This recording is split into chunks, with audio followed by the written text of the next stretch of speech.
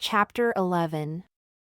And David and his men went up and invaded the Geshurites, and the Girzites, and the Amalekites, for those nations were of old the inhabitants of the land as you go to Shur, even unto the land of Egypt.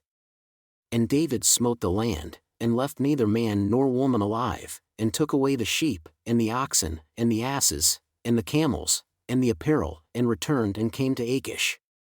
And Achish said, Where have you made a raid today?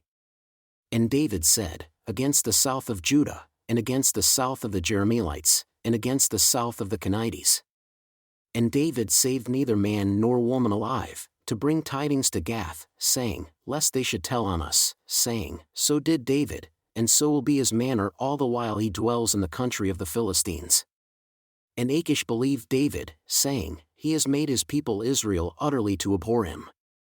Therefore he shall be my servant forever. And it came to pass in those days that the Philistines gathered their armies together for warfare, to fight with Israel. And Achish said unto David, Know assuredly that you shall go out with me to battle, you and your men. And David said to Achish, Surely you shall know what your servant can do. And Achish said to David, Therefore will I make you keeper of my head forever. Now Samuel was dead, and all Israel had lamented him and buried him in Ramah, even in his own city. And Saul had put away those that had familiar spirits and the wizards out of the land. And the Philistines gathered themselves together, and came and pitched in Shunem. And Saul gathered all Israel together, and they pitched in Gilboa. And when Saul saw the host of the Philistines, he was afraid, and his heart greatly trembled. And when Saul inquired of the Lord answered him not, neither by dreams, nor by Urim, nor by prophets. Then said Saul unto his servants, Seek me a woman that has a familiar spirit, that I may go to her and inquire of her. And his servants said to him, Behold, there is a woman that has a familiar spirit at Ender. And Saul disguised himself and put on other raiment, and he went, and 2 men with him, and they came to the woman by night. And he said, I pray you, divine unto me by the familiar spirit, and bring me him up whom I shall name unto you. And the woman said unto him, Behold, you know what Saul has done, how he has cut off those that have familiar spirits and the wizards out of the land. Why then do you lay a snare for my life, to cause me to die also, who is not a familiar spirit? And Saul swore unto her by the Lord, saying, As the Lord lives, there shall no punishment happen to you for this thing. Then said the woman, The words of whom shall I bring up unto you? And he said, Bring me up the words of Samuel. And when the woman saw the words of Samuel, she cried with a loud voice, and the woman spoke to Saul, saying, Why have you deceived me? For you are Saul. And the king said unto her, Be not afraid, for what did you see?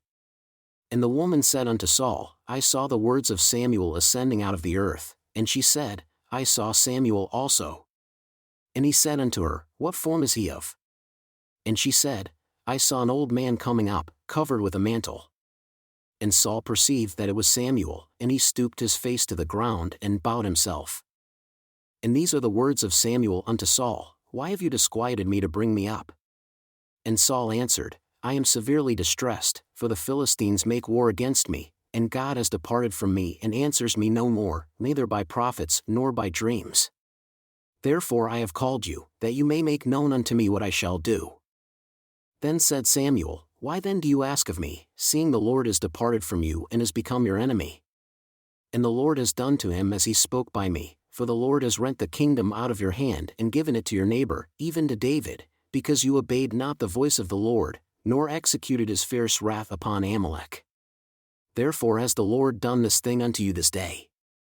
Moreover, the Lord will also deliver Israel with you into the hand of the Philistines, and tomorrow shall you and your sons be with me. The Lord also shall deliver the host of Israel into the hand of the Philistines. Then Saul fell immediately all along on the earth, and was sorely afraid because of the words of Samuel. And there was no strength in him, for he had eaten no bread all the day nor all the night. And the woman came unto Saul, and saw that he was seriously troubled, and said unto him, Behold, your handmaid has obeyed your voice, and I have put my life in my hand, and have listened unto your words which you spoke unto me.